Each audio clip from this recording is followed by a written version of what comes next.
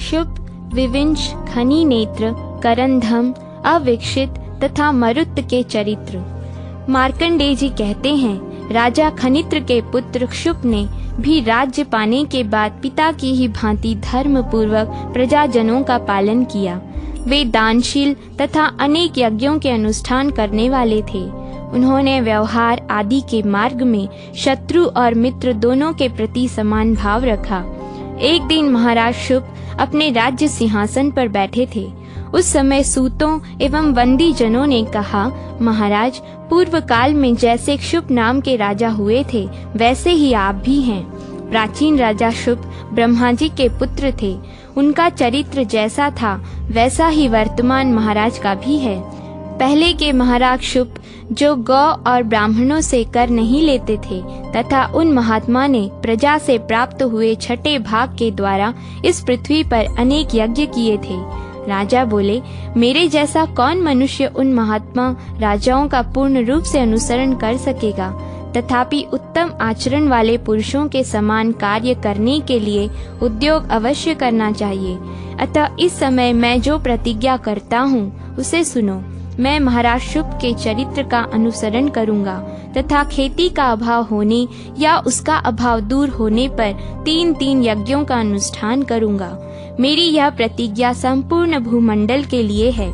आज के पहले गौ और ब्राह्मणों ने जो राज कर दिया है वह सब उन्हीं के सेवा में लौटा दूंगा। ऐसी प्रतिज्ञा करके राजा शुभ ने सब कुछ वैसा ही किया। वे खेती मारी जाने पर 3 यज्ञों का अनुष्ठान करते थे। पहले गौ ब्राह्मणों ने पूर्व के राजाओं को जितना कर दिया था उतना धन उन्होंने उन्हें लौटा दिया। उनकी पत्नी प्रमथा के गर्भ से वीर नाम का उत्तम पुत्र हुआ। उसने अपने प्रताप और पराक्रम से पृथ्वी के समस्त राजाओं को अपने वश में कर लिया था। विदर्भ राजकुमारी नंदिनी उसकी प्रियतमा पत्नी थी, जिसके गर्भ से उसने विविंश नामक पुत्र को जन्म दिया। विविंश भी महाबलवान राजा हुआ।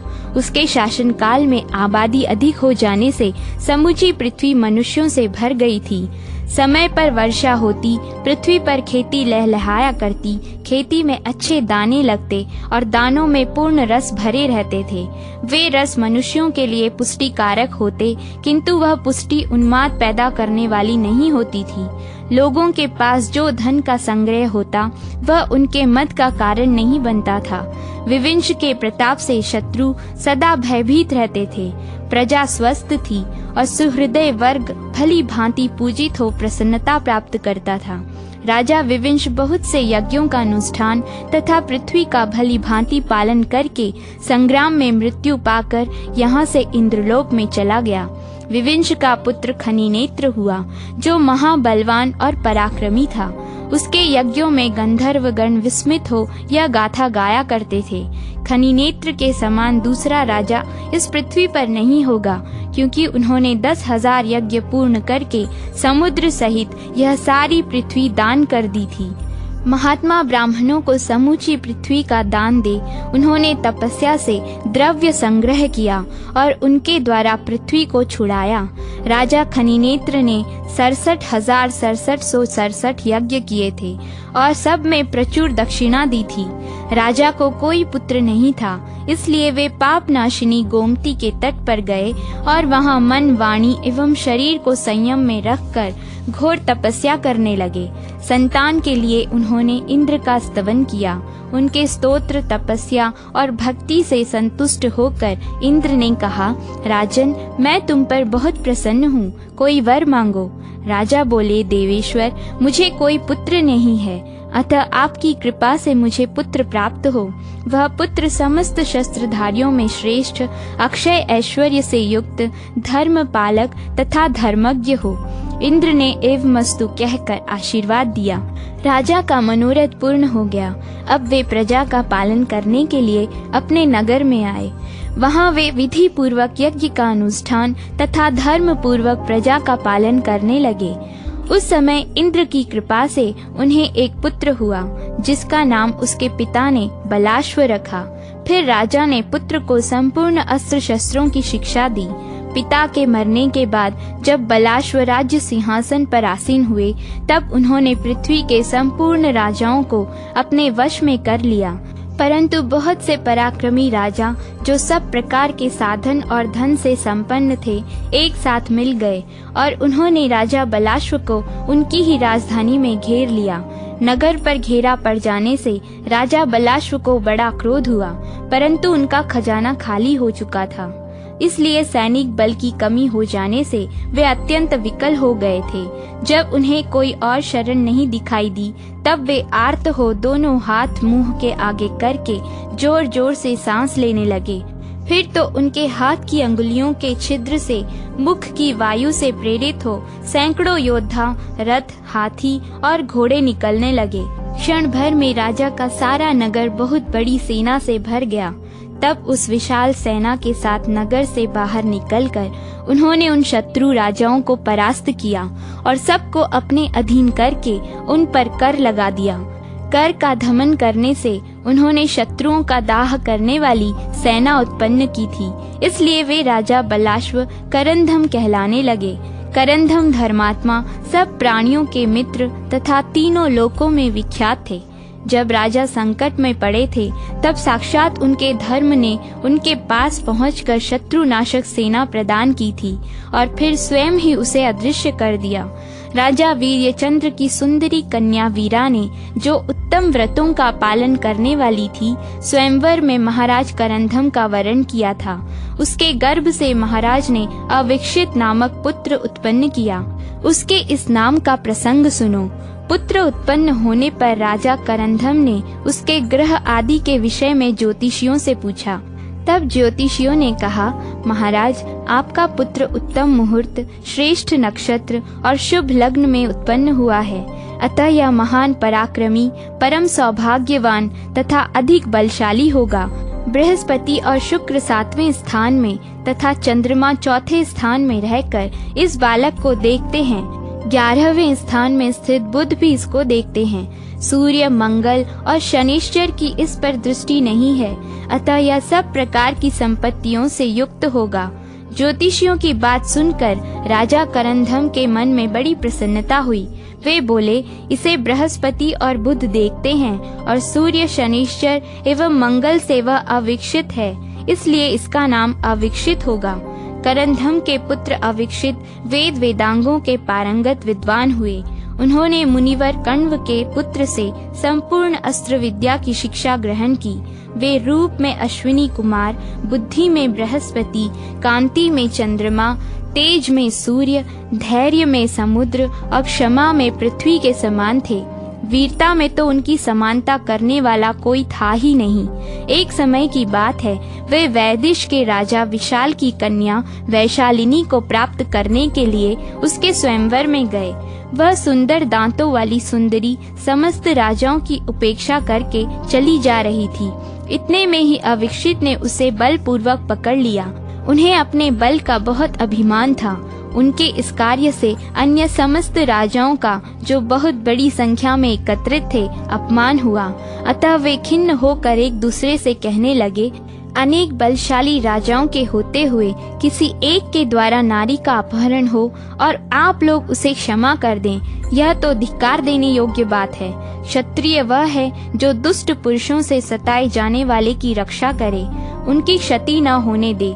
जो ऐसा नहीं करते, वे लोग इस नाम को व्यर्थ ही धारण करते हैं। संसार में कौन मनुष्य मृत्यु से नहीं डरता, किंतु युद्ध न करके भी कौन अमर रह गया है। यह विचार कर शस्त्रधारी क्षत्रियों को पुरुषार्थ का त्याग नहीं करना चाहिए। यह सुनकर सब राजा अमर्ष में भर गए और परस्पर सलाह करके सभी हथियार ले उठ खड़े हुए। कुछ रथों पर जा बैठे, कुछ हाथियों और घोड़ों पर सवार हुए तथा दूसरे कितने ही राजा कुपित हो पैदल ही अविक्षित से लोहा लेने को जा पहुँचे। अविक्षित अकेले थे। उनके विरोध में बहुत से राजा और राजकुमार थे।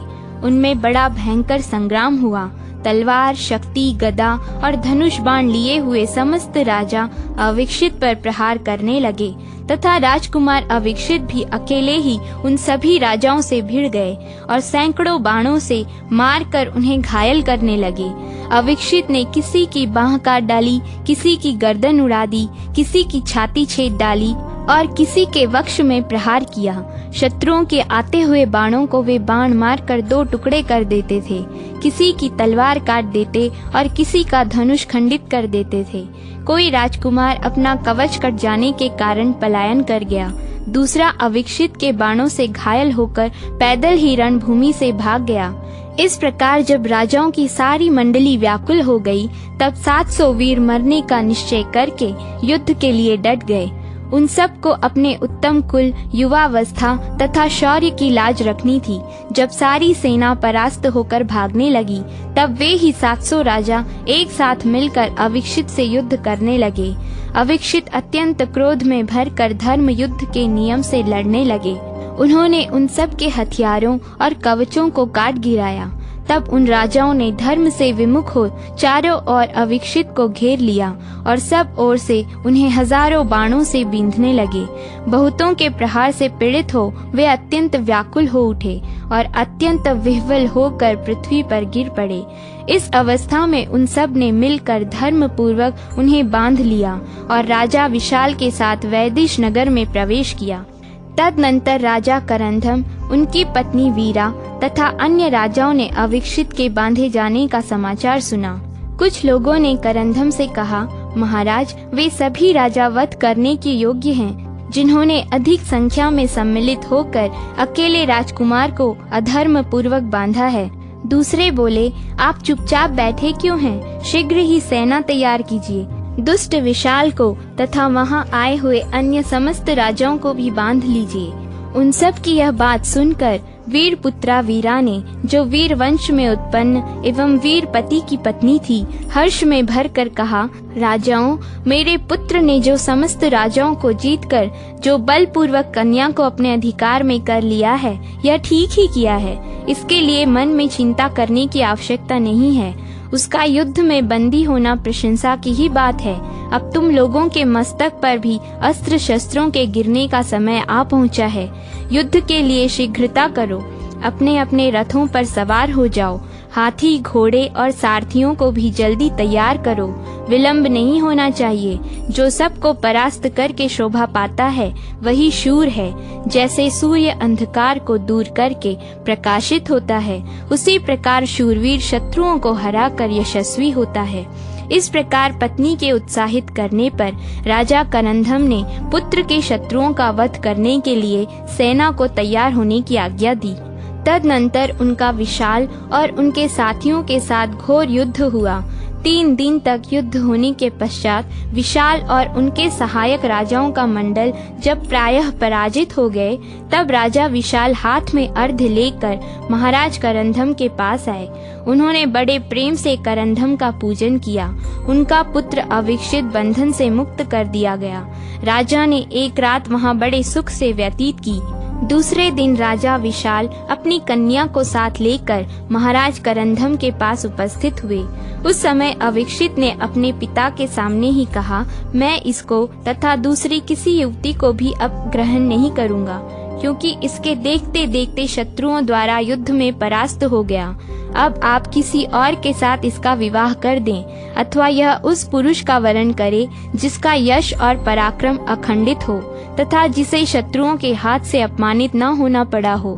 पुरुष सबल होने के कारण स्वतंत्र होता है और स्त्रियां अबला होने के कारण सदा परतंत्र रहती हैं। परंतु जहाँ पुरुष भी दूसरे के परतंत्र हो गया, वहाँ उसमें मनुष्यता ही क्या रह गई।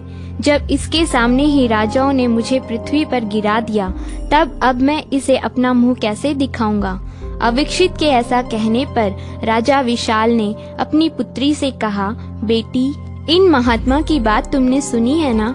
शुभे, जिसमें तुम्हारी रुचि हो ऐसे किसी दूसरे पुरुष को पति रूप में वरण करो, अथवा हम जिसे तुम्हें दे दें उसी का तुम आदर करो।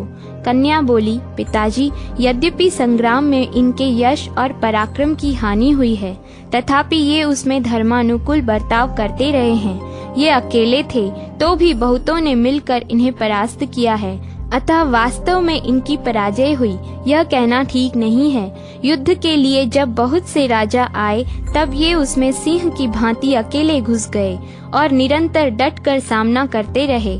इससे इनका महान शौर्य प्रकट हुआ है। ये वीरता और पराक्रम से युक्त होकर धर्म युद्ध में संलग्न थे। ऐसे समय में समस्त राजाओं ने मिलकर इन पर अधर्म पूर्वक विजय पाई है, अतः इसमें इनके लिए लज्जा की कौन सी बात है। तात, मैं इनके रूप मात्र पर लुभा गई हूँ ऐसी बात नहीं है। इनकी वीरता, पराक्रम और धीरता आदि सद्गुण मेरे चित्त को चुराए लेते हैं, अतः अब अधिक कहने की क्या आवश्यकता है। आप मेरे लिए महाराज से इन्हीं महानुभाव की याचना कीजिए। इसके सिवा दूसरा कोई पुरुष मेरा पति नहीं हो सकता। विशाल ने कहा, राजकुमार, मेरी पुत्री ने बहुत अच्छी बातें कही हैं। इसमें संदेह नहीं कि तुम्हारे जैसा वीर कुमार इस भूतल पर दूसरा कोई नहीं है। तुम्हारे शौर्य की कहीं समता नहीं है। तुम्हारा पराक्रम अनंत है। वीर, तुम मेरी कन्या का पानी ग्रहण करके मेरे कुल को पवित्र करो। तब महाराज करंधम ने अपने पुत्र को समझाते हुए कहा, बेटा, तुम राजा विशाल की कन्या को स्वीकार करो। इस सुंदरी का तुम्हारे प्रति अत्यंत दृढ़ अनुराग है। राजकुमार ने कहा, पिताजी, मैंने पहले कभी आपकी आज्ञा का उल्लंघन नहीं किया है, अतः ऐसी आज्ञा दीजिए जिसका मैं पालन कर सकूं। उस राजकुमार का अत्यंत निश्चित विचार देख विशाल ने व्याकुल होकर अपनी कन्या से कहा, बेटी, अब तुम इनकी ओर से अपना मन हटा लो और दूसरे को पति रूप में वरण करो। यहाँ बहुत से राजकुमार हैं। कन्या बोली, पिताजी, यदि ये मुझको नहीं ग्रहण करना चाहते तो मैं तपस्या करके इन्हें अपना पति बनाऊंगी। इस जन्म में इनके सिवा दूसरा कोई मेरा पति नहीं होगा। तदनंतर राजा करंधम राजा विशाल के साथ प्रसन्नता पूर्वक 3 दिनों तक टिके रहे, फिर अपने नगर को लौट आए। अविक्षित को उनके पिता तथा अन्य राजाओं ने प्राचीन दृष्टांतों के द्वारा बहुत कुछ समझाया। इससे वे भी उनके साथ नगर में लौट आए। राजकन्या वैशालिनी अपने बंधु बांधवों से विदा ले वन में चली गई और वहां दृढ़ वैराग्य में स्थिर हो निराहार रहकर तपस्या करने लगी। 3 महीनों तक उपवास करने के बाद उसको बड़ी पीड़ा हुई। वह अत्यंत दुबली हो गई और उसके शरीर की एक एक नाड़ी दिखाई देने लगी। उसका उत्साह मंद पड़ गया, वह मरणासन्न हो चली। तब उस राजकुमारी ने शरीर त्याग देने का विचार किया। उसका अभिप्राय जानकर देवताओं ने उसके पास एक दूत भेजा। दूत ने वहां आकर कहा, राजकुमारी, मैं देवताओं का दूत हूँ। देवताओं ने तुम्हारे पास मुझे जिस कार्य के लिए भेजा है उसे सुनो। यह मानव शरीर अत्यंत दुर्लभ है, तुम अकारण इसका परित्याग न करो। कल्याणी, तुम चक्रवर्ती राजा की जननी होगी। तुम्हारा पुत्र अपने शत्रुओं का संहार करके 7 द्वीपों के युक्त पृथ्वी का अखंड राज्य भोगेगा। कहीं भी उसकी आज्ञा का उल्लंघन नहीं होगा। वह चारों वर्णों को अपने अपने धर्म में स्थापित करके उन सब का पालन करेगा। लुटेरों, म्लेच्छों और दुष्टों का भी वध करेगा। उत्तम दक्षिणाओं से पूर्ण नाना प्रकार के यज्ञ करेगा। उसके द्वारा अश्वमेध आदि यज्ञों का 6000 बार अनुष्ठान होगा। वह दूत आकाश में ही खड़ा था। उसके शरीर पर दिव्य हार और चंदन शोभा पा रहे थे। उसे इस रूप में देख राजकन्या ने कोमल वाणी में कहा, तुम देवताओं के दूत हो, इसमें तनिक भी संदेह नहीं। सचमुच ही तुम स्वर्ग से यहाँ आए हो, किंतु तुम ही बताओ, पति के बिना मुझे पुत्र कैसे होगा। मैंने पिता के समीप यह प्रतिज्ञा कर ली है कि इस जन्म में अविक्षित के सिवा दूसरा कोई पुरुष मेरा पति नहीं होगा, किंतु वे अविक्षित मेरे पिता के, अपने पिता के तथा स्वयं मेरे कहने पर भी मुझे ग्रहण नहीं करना चाहते। देवदूत ने कहा, महाभागे, बहुत कहने से क्या लाभ है। तुम्हें पुत्र अवश्य होगा। तुम अधर्म पूर्वक इस शरीर का त्याग न करो, इसी वन में रहो और अपने दुर्बल शरीर का पोषण करो। तपस्या के प्रभाव से तुम्हारा सब कुछ भला ही होगा। यूं कहकर देवदूत जैसे आए थे लौट गए तथा वह सुंदरी प्रतिदिन अपने शरीर का पोषण करने लगी। उधर अविक्षित की वीर प्रसविनी माता वीरा ने किसी शुभ दिन को अपने पुत्र अविक्षित को पास बुलाया और इस प्रकार कहा, बेटा, मैं तुम्हारे पिता की आज्ञा से एक व्रत करूंगी। उसका नाम किमिक्षक व्रत है, किंतु वह है बहुत दुष्कर, फिर भी उसके करने से कल्याण ही होगा। यदि तुम कुछ बल और पराक्रम दिखाओ तो वह अवश्य साध्य हो जाएगा। तुम्हारे लिए वह असाध्य हो या दुसाध्य, यदि तुम उसके लिए प्रतिज्ञा कर लोगे तो मैं उसका अनुष्ठान आरंभ कर दूंगी। अब तुम्हारा जो विचार हो सो कहो। अविक्षित बोले, माँ, यदि पिताजी ने तुम्हें आज्ञा दे दी है तो तुम निश्चिंत होकर किमिक्षक व्रत का अनुष्ठान करो, मन में किसी प्रकार की चिंता न करो। तदनंतर महारानी वीरा ने उपवास पूर्वक उस व्रत का आरंभ किया तथा शास्त्रों में बताए अनुसार कुबेर की संपूर्ण निधियों की, निधि पालगण की और लक्ष्मी जी की बड़ी भक्ति के साथ पूजा की। उन्होंने अपने मन, वाणी और शरीर को काबू में कर लिया था। इधर महाराज करंधम जब एकांत घर में बैठे हुए थे, उस समय नीति शास्त्र विशारद मंत्रियों ने उनके पास जाकर कहा, राजन, इस पृथ्वी का शासन करते हुए आपकी वृद्धावस्था आ गई। आपके एक ही पुत्र है, अविक्षित, जिन्होंने स्त्री का संपर्क ही छोड़ दिया है। इससे आपका वंश अवलुप्त हो जाएगा। पितरों को पिंड और पानी देने वाला कोई नहीं रहेगा। अतः आप ऐसा कोई यत्न कीजिए जिससे आपका पुत्र पितरों का उपकार करने वाली बुद्धि ग्रहण करे, विवाह करने पर राजी हो जाए। इस समय राजा करंधम के कानों में एक आवाज आई। रानी वीरा के पुरोहित याचकों से कह रहे थे, कौन क्या चाहता है, किसके लिए कौन सी वस्तु दुसाध्य है जिसका साधन किया जाए। महाराज करंधम की रानी किमिक्षक व्रत का अनुष्ठान करती हैं, अतः जिसकी जो इच्छा हो वह पूर्ण की जाएगी। पुरोहित की बात सुनकर राजकुमार अविक्षित ने भी राजद्वार पर आए हुए समस्त याचकों से कहा, मेरी परम सौभाग्यवती माता किमिक्षक व्रत कर रही है, अतः मेरे शरीर से किसी का कोई कार्य सिद्ध होने वाला हो तो वह बतलावें। सब याचक सुन लें। मैं प्रतिज्ञा पूर्वक कहता हूँ, इस किमिक्षक व्रत के अनुष्ठान के अवसर पर तुम लोग जो चाहते हो बताओ, उसे मैं दूंगा। अपने बेटे के मुख से यह बात सुनकर महाराज करंधम तुरंत सामने आए और बोले, मैं याचक हूँ, मुझे मेरी मांगी हुई वस्तु दो।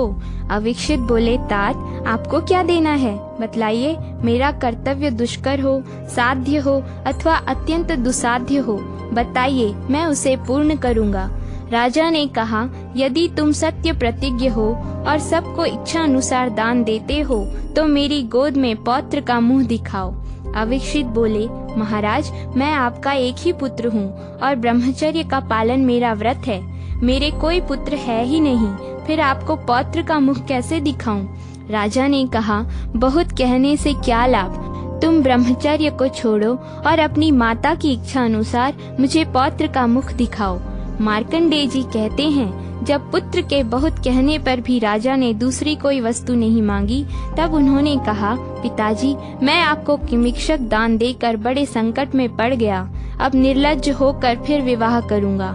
स्त्री के सामने परास्त हुआ और पृथ्वी पर गिराया गया, फिर भी मुझे स्त्री का स्वामी बनना पड़ेगा। यह बड़ा ही दुष्कर कर्म है, तथापि मैं क्या करूं? सत्य के बंधन में बंधा हूं। आपने जो आज्ञा दी है वह करूंगा। एक दिन राजकुमार अविक्षित शिकार खेलने के लिए वन में गए। वहां वे हरिण, वराह तथा व्याघ्र आदि जंतुओं को अपने बाणों का निशाना बनाने लगे। इतने में ही उन्हें सहसा किसी स्त्री के रोने का शब्द सुनाई दिया। वह भय से गदगद वाणी में उच्च स्वर से बार बार क्रंदन करती हुई त्राही त्राही की रट लगा रही थी। राजकुमार अविक्षित ने मत डरो ऐसा कहते हुए अपने घोड़े को उसी ओर बढ़ाया जिधर से वह शब्द आ रहा था। उस निर्जन वन में दनु के पुत्र दृढ़केश के द्वारा पकड़ी गई वह कन्या विलाप करती हुई कह रही थी, मैं महाराज करंधम के पुत्र अविक्षित की पत्नी हूँ, किंतु यह नीच दानव मुझे हर कर लिए जाता है। जिन महाराज के समक्ष समस्त राजा, गंधर्व तथा गुहक भी खड़े होने की शक्ति नहीं रखते, जिनका क्रोध, मृत्यु और पराक्रम इंद्र के समान है, उन्हीं की पुत्रवधू होकर आज मैं एक दानव के द्वारा हरी जा रही हूँ। वह इस प्रकार कह कर रो ही रही थी कि राजकुमार अविक्षित तुरंत वहां आ पहुँचे। उन्होंने देखा एक अत्यंत मनोहर कन्या है जो सब प्रकार के आभूषणों से शोभा पा रही है और हाथ में डंडा लिए दनु पुत्र दृढ़केश ने उसे पकड़ रखा है तथा वह करुण स्वर में त्राही त्राही पुकार रही है। यह देखकर अविक्षित ने उससे कहा, तुम भय न करो। फिर उस दानव से कहा, ओ दुष्ट, अब तू मारा जाएगा।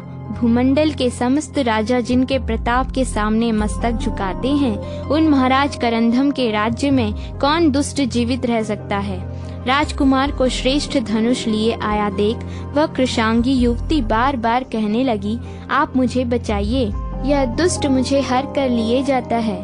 मैं महाराज करंधम की पुत्र वधू और अविक्षित की पत्नी हूँ, सनाथ हूँ, तो भी इस वन में यह दुष्ट मुझे अनाथ की भांति हर कर लिए जा रहा है। यह सुनकर अविक्षित उसकी बात पर विचार करने लगे। यह किस प्रकार मेरी भार्या तथा पिताजी की पुत्र वधू हुई, अथवा इस समय तो इसे छुड़ाऊं, फिर समझ लूंगा। पीड़ितों की रक्षा करने के लिए ही क्षत्रिय हथियार धारण करते हैं। ऐसा निश्चय करके वीर अविक्षित ने उस खोटी बुद्धि वाले दानव से कुपित होकर कहा, पापी, यदि जीवित रहना चाहता है तो इसे छोड़कर चला जा, अन्यथा तेरे प्राण नहीं बचेंगे। इतना सुनते ही वह दानव उस कन्या को छोड़कर डंडे को ऊपर उठा अविक्षित की ओर दौड़ा। तब उन्होंने भी बाणों की वर्षा से उसे ढंक दिया। दानव दृढ़केश अत्यंत मद से मतवाला हो रहा था। राजकुमार के बाणों से रोके जाने पर भी उसने 100 कीलों से युक्त वह डंडा उन पर दे मारा, किंतु राजकुमार ने अपनी ओर आते हुए उस डंडे के बाण मारकर टुकड़े टुकड़े कर दिए। फिर दानव ने कुपित होकर राजकुमार पर जो जो हथियार चलाया वह सब उन्होंने अपने बाणों से काट गिराया। डंडे और हथियारों के कट जाने पर उसे बड़ा क्रोध हुआ और वह मुक्का तान कर राजकुमार की ओर दौड़ा। पास आते ही राजकुमार ने वेतस पत्र नामक बाण से उसका मस्तक काट गिराया। इस प्रकार उस दुराचारी दानव के मारे जाने पर समस्त देवताओं ने अविक्षित को साधुवाद दिया और वर मांगने के लिए कहा। तब उन्होंने अपने पिता का प्रिय करने की इच्छा से एक महापराक्रमी पुत्र मांगा। देवता बोले, राजकुमार, जिसका तुमने अभी उद्धार किया है, इसी कन्या के गर्भ से तुम्हें महाबली चक्रवर्ती पुत्र की प्राप्ति होगी। राजकुमार ने कहा, देवगण, राजाओं के परास्त होने पर मैंने विवाह का विचार छोड़ दिया था, किंतु पिता द्वारा सत्य के बंधन में बांधे जाने पर मैं अब पुत्र की अभिलाषा करता हूँ। पहले राजा विशाल की कन्या को मैंने त्याग दिया था, किंतु उसने मेरे ही लिए दूसरे किसी पुरुष को पति बनाने का विचार छोड़ रखा है। अतः उस त्यागमयी देवी को छोड़कर क्रूर हृदय हो मैं दूसरी स्त्री को कैसे अपनी पत्नी बना सकूंगा। देवता बोले, यही राजा विशाल की कन्या और तुम्हारी भार्या है, जिसकी तुम सदा प्रशंसा करते हो। यह सुंदरी तुम्हारे लिए ही तप करती रही, इसके गर्भ से तुम्हारे चक्रवर्ती एवं वीर पुत्र उत्पन्न होगा। वह 7 द्वीपों का शासक तथा सहस्रों यज्ञों का अनुष्ठान करने वाला होगा। करंधम कुमार अविक्षित से यूं कहकर समस्त देवता वहां से चले गए। तब उन्होंने उस स्त्री से कहा, भीरू, कहो तो यह क्या बात है। तब वैशालिनी ने अपना वृत्तांत सुनाना आरंभ किया।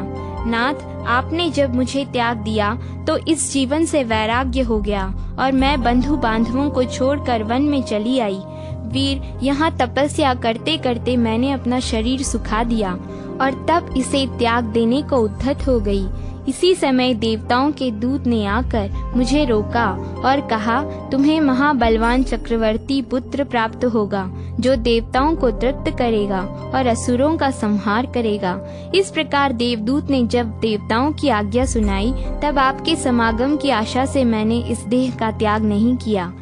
मार्कंडेय जी कहते हैं, वैशालिनी के ये वचन सुनकर तथा किमिच्छक व्रत में की हुई प्रतिज्ञा के समय पिता के कहे हुए उत्तम वचनों का स्मरण करके अविक्षित ने उस कन्या से प्रेम पूर्वक कहा, देवी, उस समय शत्रुओं से पराजित होने के कारण मैंने तुम्हारा त्याग किया था और अब फिर शत्रुओं को जीत कर ही तुम्हें पाया है।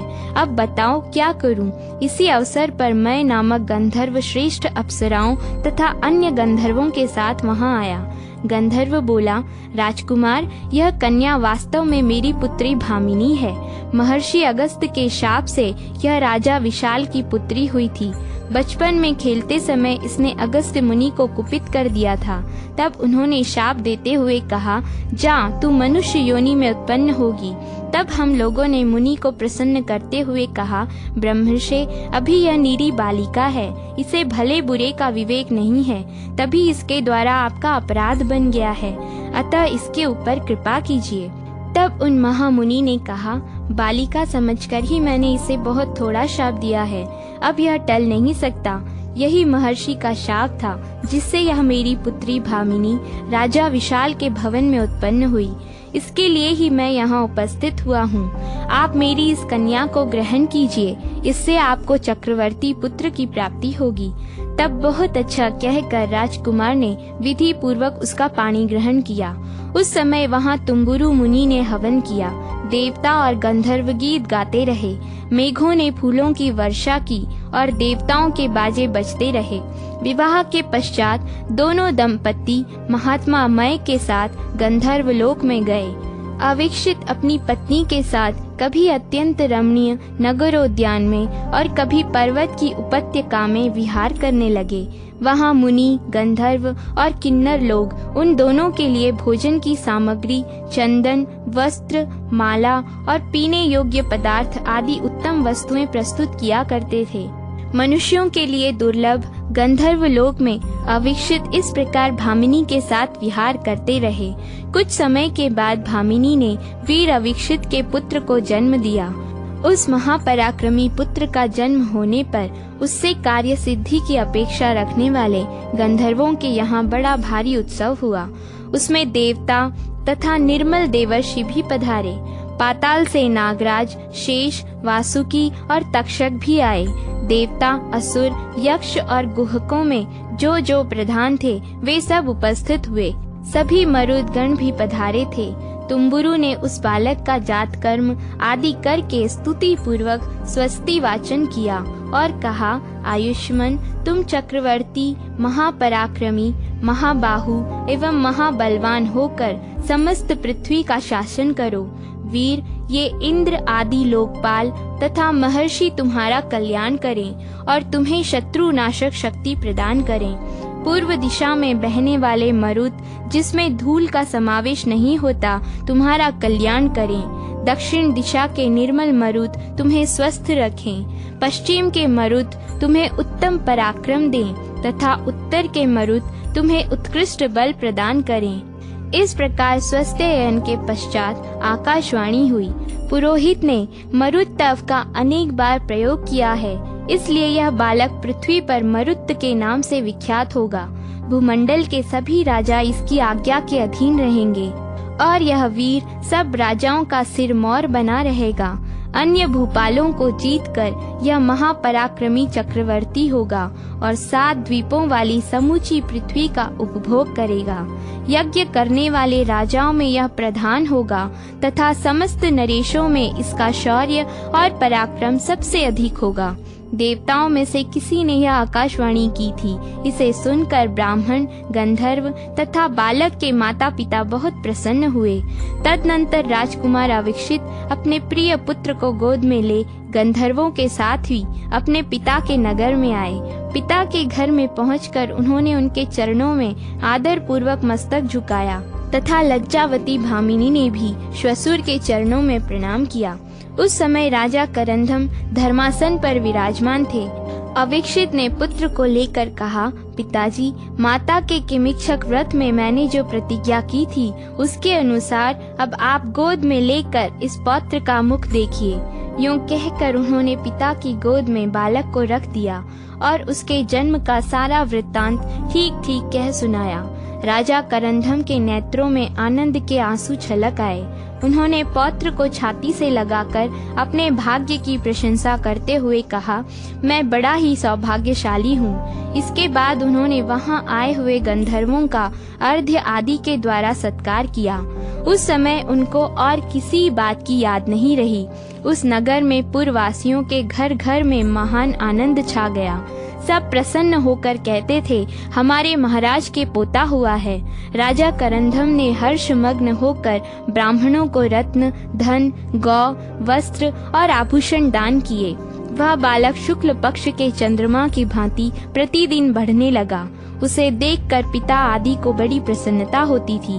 वह सब लोगों का प्यारा था। कुछ बड़ा होने पर उपनयन के बाद उसने आचार्यों के पास रहकर पहले वेदों की, फिर समस्त शास्त्रों की तथा अंत में धनुर्वेद की शिक्षा ग्रहण की। तत्पश्चात भृगुपुत्र शुक्राचार्य से अनान्य अस्त्र विद्याओं का ज्ञान प्राप्त किया। वह गुरु के समक्ष विनीत भाव से मस्तक झुकाता तथा सदा उन्हें प्रसन्न रखने की चेष्टा में संलग्न रहता था। वह अस्त्र विद्या का ज्ञाता, वेद का विद्वान, धनुर्वेद में पारंगत तथा सब विद्याओं में निष्णांत था। उस समय मरुत से बढ़कर दूसरा कोई नहीं था। राजा विशाल को भी जब अपनी पुत्री का सारा समाचार ज्ञात हुआ तथा दौहित्र की उत्तम योग्यता सुनाई पड़ी, तब उनका मन आनंद में निमग्न हो गया। पौत्र को देखने से महाराज करंदम का मनोरथ पूर्ण हो गया। उन्होंने अनेक यज्ञ किए और याचकों को बहुत दान दिए। तदनंतर वन जाने के लिए उत्सुक होकर उन्होंने अपने पुत्र अविक्षित से कहा, बेटा, मैं बूढ़ा हो गया हूँ, अब वन में तपस्या के लिए जाऊंगा। तुम मुझसे यह राज्य ले लो, मैं कृतकृत्य हूँ। तुम्हारा राज तिलक करने के अतिरिक्त दूसरा कोई कार्य शेष नहीं है। यह सुनकर राजकुमार अविक्षित ने बड़ी विनम्रता के साथ पिता से कहा, तात, मैं पृथ्वी का पालन नहीं कर सकूंगा। मेरे मन से लज्जा अभी दूर नहीं होती। आप इस राज्य पर किसी और को नियुक्त कीजिए। मैं बंधन में पड़ने पर पिता के हाथों मुक्त हुआ हूँ, अपने बल से नहीं। अतः उसमें क्या पौरुष है? जिनमें पौरुष हो वे ही इस पृथ्वी का पालन कर सकते हैं। जब मैं अपनी भी रक्षा करने में समर्थ नहीं हूँ, तब इस पृथ्वी की रक्षा कैसे कर सकूंगा? इसलिए राज्य किसी और को दे दीजिए। पिता बोले, बेटा, पुत्र के लिए पिता और पिता के लिए पुत्र भिन्न नहीं है। यदि पिता ने तुम्हें बंधन से छुड़ाया तो यही मानना चाहिए कि किसी दूसरे ने नहीं छुड़ाया है। पुत्र ने कहा, महाराज, मेरे हृदय का भाव बदल नहीं सकता। जो पिता की कमाई हुई संपत्ति भोगता है, जो पिता के बल से ही संकट से उद्धार पाता है तथा पिता के नाम पर ही जिसकी ख्याति होती है, अपने गुणों से नहीं, ऐसा मनुष्य कभी कुल में उत्पन्न न हो। जो स्वयं ही धन का उपार्जन करते, स्वयं ख्याति पाते और स्वयं ही संकटों से मुक्त होते हैं, ऐसे पुरुषों की जो गति होती है वही मेरी भी हो। पिता के बहुत कहने पर भी जब अविक्षित पूर्वोक्त उत्तर देते ही चले गए, तब महाराज करंदम ने उनके पुत्र मरुत को ही राजा बना दिया। पिता की आज्ञा के अनुसार पितामह से राज्य पाकर मरुत अपने सुहृदयों का आनंद बढ़ाते हुए उसका भली भांति पालन करने लगे। राजा करंदम अपनी पत्नी वीरा को साथ ले वन में तपस्या के लिए चले गए। वहाँ मन, वाणी और शरीर को संयम में रखकर उन्होंने 1000 वर्षों तक दुष्कर तपस्या की और अंत में शरीर त्याग कर वे इंद्रलोक में चले गए। उनकी पत्नी वीरा ने 100 वर्षों बाद तक कठोर तप किया। उसके सिर पर जटाएं बढ़ी हुई थी, शरीर पर मैल जम गई थी। वह स्वर्ग में गए हुए अपने महात्मा पति का सालोक्य चाहती हुई फल मूल का आहार करके भार्गव के आश्रम पर तपस्या करती थी। ब्राह्मणों की स्त्रियों में रहकर उनकी सेवा में तत्पर रहती थी। क्रौष्टुकी बोले, भगवान, आपने करंदम और अविक्षित के चरित्र का मुझसे विस्तार पूर्वक वर्णन किया। अब मैं अविक्षित कुमार महात्मा मरुत का चरित्र सुनना चाहता हूँ। सुना जाता है उनका चरित्र अलौकिक था। वे चक्रवर्ती, महान सौभाग्यशाली, शूरवीर, सुंदर, परम बुद्धिमान, धर्मज्ञ, धर्मात्मा तथा पृथ्वी का धर्म पूर्वक पालन करने वाले थे। मार्कंडेय जी ने कहा, पिता के आदेश से पितामह का राज्य पाकर मरुत जिस प्रकार पिता अपने औरस पुत्रों की रक्षा करता है, उसी प्रकार प्रजाजनों का धर्म पूर्वक पालन करने लगे। ऋत्विजों और पुरोहित के आदेश से प्रसन्न होकर बहुत से यज्ञों का विधि पूर्वक अनुष्ठान किया और उनमें प्रचुर दक्षिणाएं दी। उनका शासन चक्र 7 द्वीपों में अबाध रूप से फैला हुआ था। आकाश, पाताल और जल आदि में भी उनकी गति कुंठित नहीं होती थी। राजा तो यज्ञ करते ही थे। चारों वर्णों के लोग भी अपने अपने कर्म में आलस्य छोड़कर संलग्न रहते और महाराज से धन प्राप्त कर इष्टापूर्त आदि पुण्य क्रियाएं करते थे। राजा मरुत ने 100 यज्ञ करके देवराज इंद्र को भी मात कर दिया था। उनके पुरोहित अंगिरा नंदन संवर्त जी थे, जो बृहस्पति जी के भाई एवं तपस्या के भंडार थे। मुंजवान नाम से प्रसिद्ध एक सोने का पर्वत था, जहाँ देवता निवास करते थे। महाराज मरुत ने उसका शिखर तोड़कर गिरा दिया और उसे अपने यहाँ मंगा लिया। उसके द्वारा उन्होंने यज्ञ की सब सामग्री, भू विभाग और महल आदि सोने के ही बनवाए। सदा स्वाध्याय करने वाले महर्षि मरुत के चरित्र के विषय में सदा यह गाथा गाते रहते हैं। महाराज मरुत के समान यजमान इस भूतल पर दूसरा कोई नहीं हुआ, जिनके यज्ञ में समस्त यज्ञ मंडप और महल सुवर्ण के ही बने थे। उसमें ब्राह्मण पर्याप्त दक्षिणा पाकर तृप्त हो गए। इंद्र आदि श्रेष्ठ देवता उसमें ब्राह्मणों को भोजन परोसने का काम करते थे। राजा मरुत के यज्ञ में जैसा समारोह था, वैसा किस राजा के यज्ञ में हुआ है, जहाँ रत्नों से घर भरा रहने के कारण ब्राह्मणों ने दक्षिणा में मिला हुआ सारा सुवर्ण त्याग दिया। उस छोड़े हुए धन को पाकर कितने ही लोगों का मनोरथ पूरा हो गया और वे भी उसी धन से अपने अपने देश में पृथक पृथक अनेक यज्ञ करने लगे। मुनि श्रेष्ठ, इस प्रकार न्याय पूर्वक प्रजा का पालन करने वाले राजा मरुत के पास एक दिन कोई तपस्वी आया और इस प्रकार कहने लगा, महाराज, आपकी पितामही वीरा देवी ने तपस्वियों को मदोन्मत्त सर्पों के विष से पीड़ित देख आपके पास यह संदेश दिया है। राजन, तुम्हारे पितामह स्वर्गवासी हो गए। मैं और वह मुनि के आश्रम पर रहकर तपस्या करती हूँ। मुझे तुम्हारे राज्य शासन में बहुत बड़ी त्रुटि दिखाई देती है। पाताल से सर्पों ने आकर यहाँ 10 मुनि कुमारों को डस लिया है तथा जलाशयों के जल को भी दूषित कर दिया है। ये पसीने, मूत्र और विष्ठा से हविष्य को दूषित कर देते हैं। यहाँ के महर्षि इन सब को भस्म कर डालने की शक्ति रखते हैं, किंतु किसी को दंड देने का अधिकार इनका नहीं है। इसके अधिकारी तो तुम ही हो। राजकुमारों को तभी तक भोग जनित सुख की प्राप्ति होती है जब तक उनके मस्तक पर राज्याभिषेक का जल नहीं पड़ता।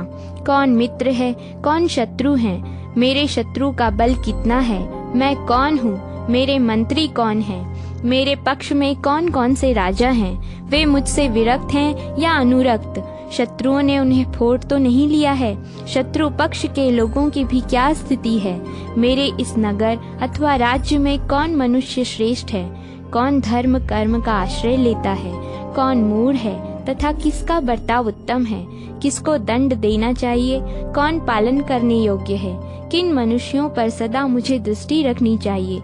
इन सब बातों पर सदा विचार करते रहना राजा का कर्तव्य है। देश काल की अवस्था पर दृष्टि रखने वाले राजा को उचित है कि वह सब और कई गुप्तचर लगाए रखे। वे गुप्तचर परस्पर एक दूसरे से परिचित न हों। उनके द्वारा यह जानने की चेष्टा करे कि कोई राजा अपने साथ की हुई संधि को भंग तो नहीं करता। राजा अपने समस्त मंत्रियों पर भी गुप्तचर लगा दे। इन सब कार्यों में सदा मन लगाते हुए राजा अपना समय व्यतीत करे। उसे दिन रात भोगासक्त नहीं होना चाहिए। भूपाल, राजाओं का शरीर भोग भोगने के लिए नहीं होता है, वह तो पृथ्वी और स्वधर्म के पालन पूर्वक भारी क्लेश सहन करने के लिए मिलता है। राजन, पृथ्वी और स्वधर्म का भली भांति पालन करते समय जो इस लोक में महान कष्ट होता है, वही स्वर्ग में अक्षय एवं महान सुख की प्राप्ति कराने वाला होता है। अतः नरेश्वर, तुम इस बात को समझो और भोगों का त्याग करके पृथ्वी का पालन करने के लिए कष्ट उठाना स्वीकार करो। तुम्हारे शासन काल में ऋषियों को सर्पों की ओर से जो भारी संकट प्राप्त हुआ है, उसे तुम नहीं जानते। मालूम होता है कि तुम गुप्तचर रूपी नेत्र से अंधे हो। अधिक कहने से क्या लाभ, तुम दुष्टों को दंड दो और सज्जन पुरुषों का पालन करो। इससे तुम प्रजा के धर्म के छठे अंश के भागी हो सकोगे। यदि तुम प्रजाजनों की रक्षा नहीं करोगे तो दुष्ट लोग उद्दंडतावश जो कुछ भी पाप करेंगे वह सब तुम्ही को भोगना पड़ेगा। इसमें तनिक भी संदेह नहीं है। अब तुम्हारी जैसी इच्छा हो वह करो। महाराज, आपकी पितामही ने जो कुछ कहा था वह सब मैंने सुना दिया। अब आपकी जैसी रुचि हो वैसा करें। तपस्वी की यह बात सुनकर राजा मरुत को बड़ी लज्जा हुई। सचमुच ही मैं गुप्तचर रूपी नेत्र से अंधा हूँ, मुझे धिक्कार है। यूं कहकर लंबी सांस ले उन्होंने धनुष उठाया और तुरंत ही औरव के आश्रम पर पहुंचकर अपनी पितामही वीरा को तथा अनान्य तपस्वी महात्माओं को प्रणाम किया। उन सब ने आशीर्वाद देकर राजा का अभिनंदन किया।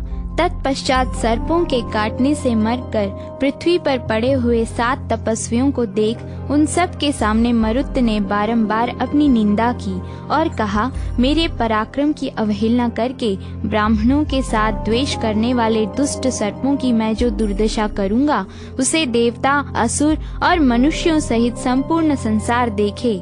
यूं कहकर राजा ने कुपित हो पाताल लोक निवासी संपूर्ण नागों का संहार करने के लिए संवर्तक नामक अस्त्र उठाया। तब उस महान अस्त्र के तेज से सारा नागलोक सब ओर से सहसा जल उठा। उस समय जो घबराहट हुई उसमें नागों के मुख से हातात हातात, हा माता, हा वत्स की पुकार सुनाई देती थी। किन्हीं की पूंछ जलने लगी और किन्हीं के फन। कुछ सर्प अपने वस्त्र और आभूषण छोड़कर स्त्री पुत्रों को साथ ले पाताल त्याग कर मरुत की माता भामिनी की शरण में गए, जिसने पूर्व काल में उन्हें अभय दान दे रखा था। भामिनी के पास पहुंचकर भय से व्याकुल हुए समस्त सर्पों ने प्रणाम पूर्वक गदगद वाणी में कहा, वीर जननी, आज से पहले रसातल में हम लोगों ने जो आपका सत्कार किया था और आपने हमें अभय दान दिया, उसके पालन का यह समय आ पहुंचा है। हमारी रक्षा कीजिए। यशस्विनी, आपके पुत्र मरुत अपने अस्त्र के तेज से हम लोगों को दग्ध कर रहे हैं। इस समय आपके सिवा और कोई हमें शरण देने वाला नहीं है। आप हम पर कृपा कीजिए। सर्पों की यह बात सुनकर और पहले अपने दिए हुए वचन को याद करके साध्वी भामिनी ने तुरंत ही अपने पति से कहा, नाथ, मैं पहले ही आपको यह बता चुकी हूँ कि नागों ने पाताल में मेरा सत्कार करके मेरे पुत्र से प्राप्त होने वाले भय की चर्चा की थी और मैंने इनकी रक्षा का वचन दिया था। आज ये भयभीत होकर लौटे हैं और मेरी शरण आए हैं। मरुत के अस्त्र से ये सब लोग दग्ध हो रहे हैं। जो मेरे शरणागत हैं वे आपके भी हैं, क्योंकि मेरा धर्माचरण आपसे पृथक नहीं है तथा मैं स्वयं भी आपकी शरण में हूँ। अतः आप अपने पुत्र मरुत को आदेश देकर रोकिए, मैं भी उससे अनुरोध करूँगी। मेरा विश्वास है वह अवश्य शांत हो जाएगा। अविक्षित बोले, देवी, निश्चय ही किसी भारी अपराध के कारण मरुत कुपित हुआ है, अतः मैं तुम्हारे पुत्र का क्रोध शांत करना कठिन मानता हूँ। नागों ने कहा, राजन, हम आपकी शरण में आए हैं, आप हम पर कृपा करें। पीड़ितों की रक्षा करने के लिए ही क्षत्रिय लोग शस्त्र धारण करते हैं। शरण चाहने वाले नागों की यह बात सुनकर तथा पत्नी के प्रार्थना करने पर महायशस्वी अविक्षित ने कहा, मैं तुरंत चलकर नागों की रक्षा के लिए तुम्हारे पुत्र से कहता हूँ, क्योंकि शरणागतों को त्यागना उचित नहीं है। यदि राजा मरुत मेरे कहने से अपने शस्त्र को नहीं लौटाएगा तो मैं अपने अस्त्रों से उसके अस्त्र का निवारण करूंगा। यह कहकर क्षत्रियों में श्रेष्ठ अविक्षित धनुष ले अपनी स्त्री के साथ तुरंत ही औरव मुनि के आश्रम पर गए। वहां पहुंचकर अविक्षित ने देखा भामिनी का पुत्र अपने हाथ में एक श्रेष्ठ धनुष लिए हुए है। उसका अस्त्र बड़ा ही भयानक है। उसकी ज्वाला से समस्त दिशाएं व्याप्त हो रही हैं। वह अपने अस्त्र से आग उगल रहा है, जो समस्त भूमंडल को जलाती हुई पाताल के भीतर पहुंच गई है। वह अग्नि अत्यंत भयानक और असह्य है। राजा मरुत को भौहें टेढ़ी किए खड़ा देख अविक्षित ने कहा, मरुत, क्रोध न करो, अपने अस्त्र को लौटा लो। यह बात उन्होंने बार बार कही और इतनी शीघ्रता से कही कि उतावली के कारण कितने ही अक्षरों का उच्चारण नहीं हो पाता था। पिता की बात सुनकर और बारंबार उन्हें देखकर हाथ में धनुष लिए हुए मरुत ने माता और पिता दोनों को प्रणाम किया और इस प्रकार उत्तर दिया, पिताजी, मेरा शासन होते हुए भी सर्पों ने मेरे बल की अवहेलना करके भारी अपराध किया है। इन महर्षियों के आश्रम में घुसकर नागों ने 10 मुनि कुमारों को डस लिया है। इतना ही नहीं, इन दुराचारियों ने हविष्यों को भी दूषित किया है तथा यहाँ जितने जलाशय हैं उन सब को विष मिलाकर खराब कर दिया है। ये सभी सर्प ब्रह्म हत्यारे हैं। अतः इनका वध करने से आप हमें न रोकें। अविक्षित बोले, राजन, ये सर्प मेरी शरण में आ गए हैं, अतः मेरे गौरव का ध्यान रखते हुए ही तुम इस अस्त्र को लौटा लो। क्रोध करने की क्या आवश्यकता है?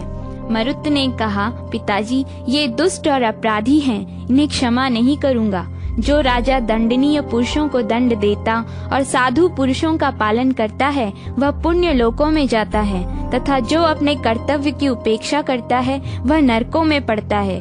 अविक्षित बोले, राजन, ये सर्प भयभीत होकर मेरी शरण में आए हैं और मैं तुम्हें मना करता हूँ, फिर भी इन नागों की हिंसा करते हो तो मैं तुम्हारे अस्त्र का प्रतिकार करता हूँ।